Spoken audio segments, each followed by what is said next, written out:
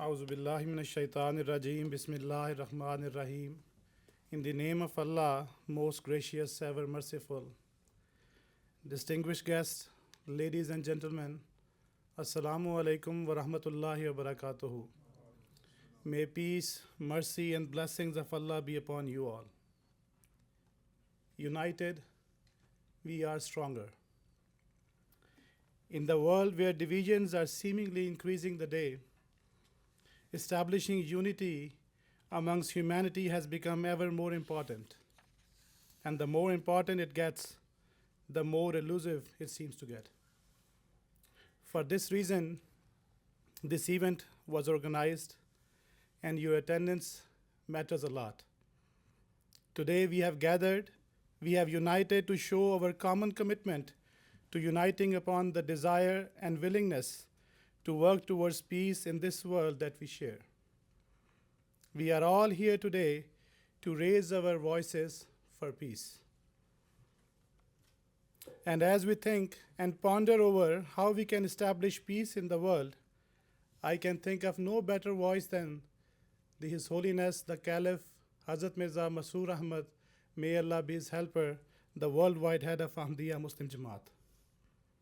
For years, His Holiness has tirelessly conveyed this message of peace to the world, speaking not only at our Canadian Parliament, but throughout the world, whether the European Parliament in Brussels, at Capitol Hill in United States, the Dutch Parliament, New Zealand Parliament, and the British Parliament, among many other keynote addresses on the topic of global peace at various symposiums and events across the world.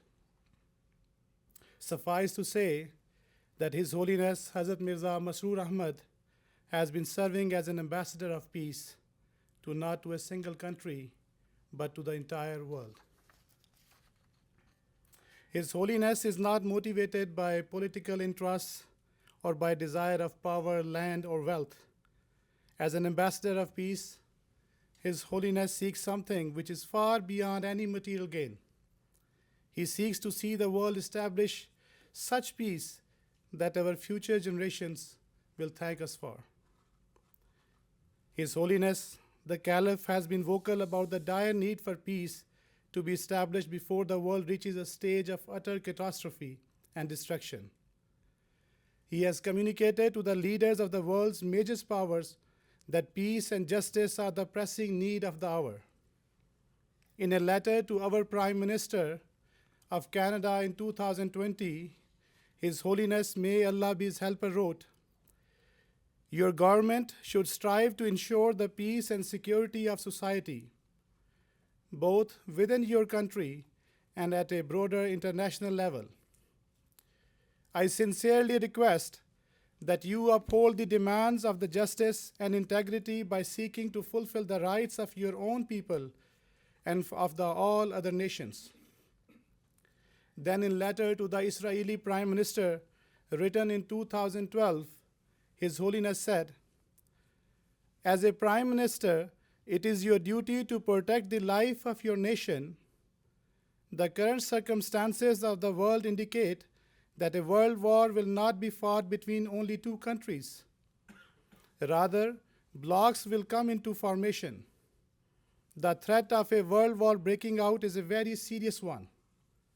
The life of Muslims, Christians, and Jews are all at peril from it.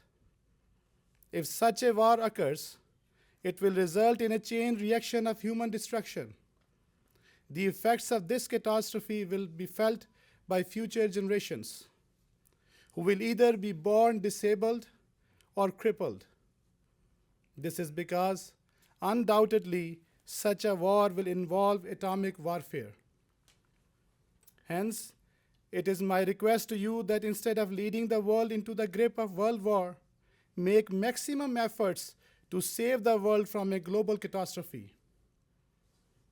Instead of resolving disputes with force, you should try to resolve them through dialogue, so that we can gift our future generations with a bright future rather than gift them with disability and defects." In 2020, His Holiness wrote to the Secretary General of the United Nations, "At all times, the primary objectives of the United Nations should be to establish unity and trust amongst the nations of the world, so that global peace may become a living reality rather than a distant dream. For this, it is essential that the United Nations plays its role in ensuring that the rights of all nations are respected and valued. Only then will the people of the world will be recipient of the blessings and favor of the Almighty Allah."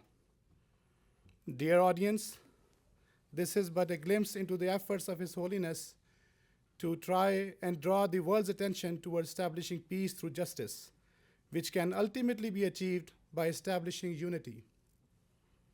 These days, we are seeing horrific images of atrocities that are taking place in the Middle East, where innocent Palestinian children, women, and the elderly are losing their lives every single day in the most brutal ways due to indiscriminate attacks. The numbers are increasing by the day. It is difficult for us to even see these images. So just imagine those images being your reality. As He always does, His Holiness, may Allah be His helper, He has spoken out against the vicious atrocities taking place and had condemned the loss of innocent lives in the strongest terms. Commenting on the current state of affairs, His Holiness said very clearly, "The innocent who are not engaged in the war are not at fault at all. If the world considers Israeli women, children, and ordinary citizens to be innocent, then the Palestinians are also just as innocent. The teachings of the people of the book also state that such killings are impermissible. If the actions of Muslims were deemed wrong, then such people should reflect on their own conduct as well. Thus, the actions of Hamas were wrong. It has caused far greater harm than any benefit. Nevertheless, the response to all that has happened and the war should have remained limited to Hamas, and that in reality is what would constitute the true bravery and courage. However, now the actions being taken by the Israeli government are also very dangerous. It seems as if there is no end to this situation. The innumerable amount of innocent lives of women and children that will be lost is unfathomable."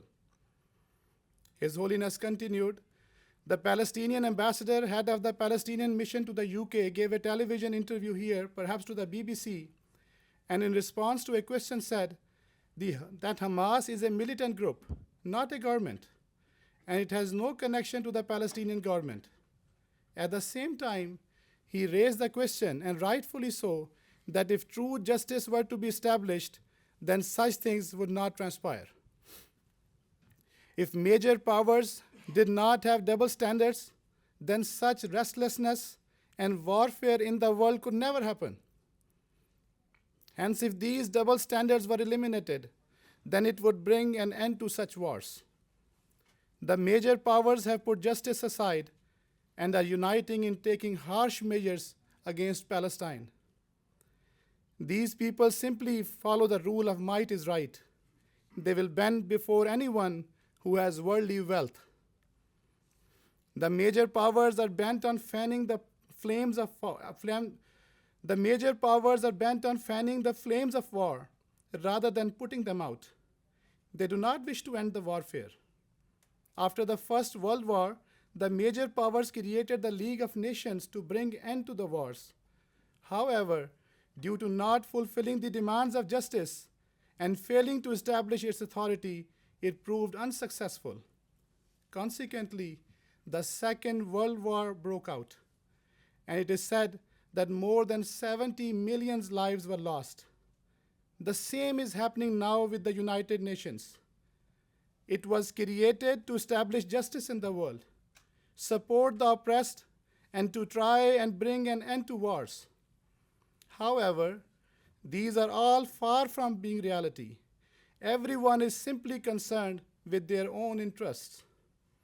The average person cannot even fathom the harmful consequences of the war that will result from these injustices. However, all the major powers are aware of the grave consequences. Despite this, there is no attention given towards establishing justice. These are very things which I have been stating in light of Islam's teachings for quite some time. In the moment people agree, however, they are not prepared to act accordingly.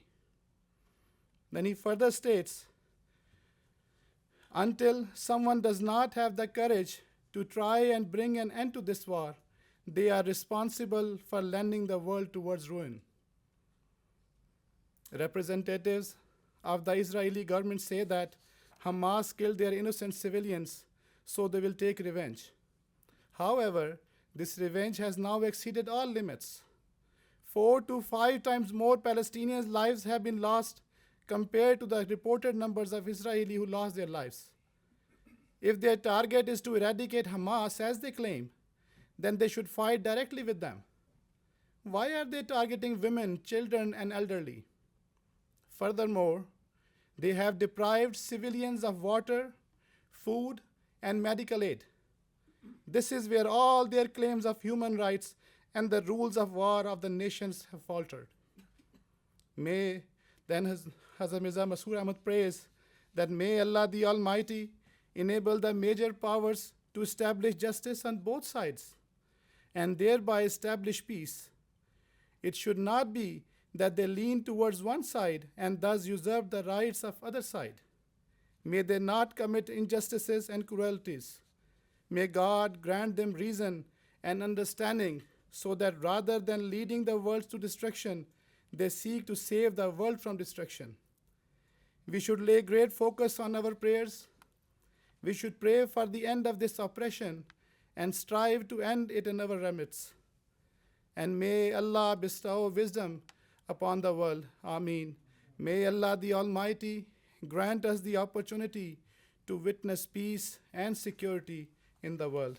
Ameen.